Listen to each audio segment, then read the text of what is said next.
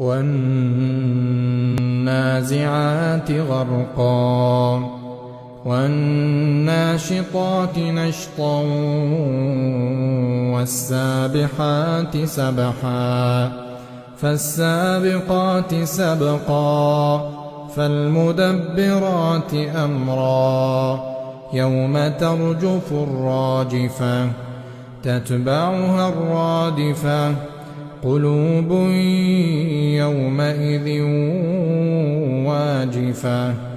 أبصارها خاشعة يقولون أئنا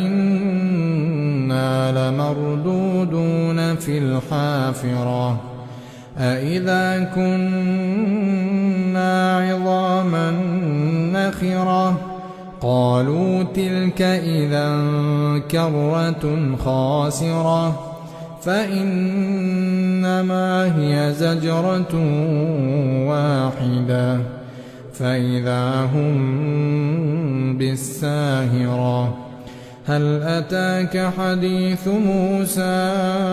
إذ ناداه ربه بالواد المقدس طوى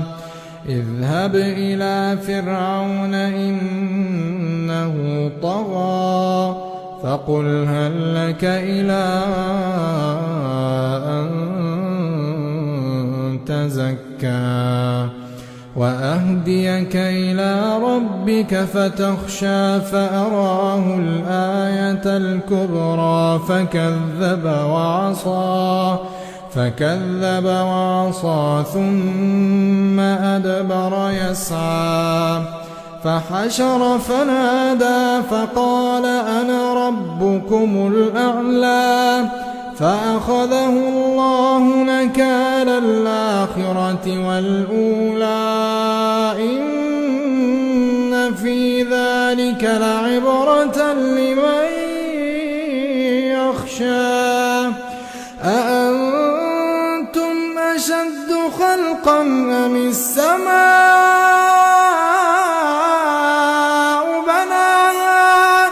رفع سمكها فسواها وأغطش ليلها وأخرج ضحاها والأرض بعد ذلك دحاها أخرج منها ماءها ومرعاها والجبال أرساها متاعا لكم ولأنعامكم فإذا جاءت الطامة الكبرى يوم يتذكر الإنسان ما سعى وبرزت الجحيم لمن يرى فأما من طغى وآثر الحياة الدنيا فإن الجحيم هي المأوى وأما من خاف مقام ربه ونهى النفس عن الهوى فإن الجنة هي المأوى يسألونك عن الساعة أيان مرساها فيما أنت من ذكراها إلى ربك منتهاها إنما أنت منذر من يخشاها كأنهم يوم يرونها لم يلبثوا إلا عشية أو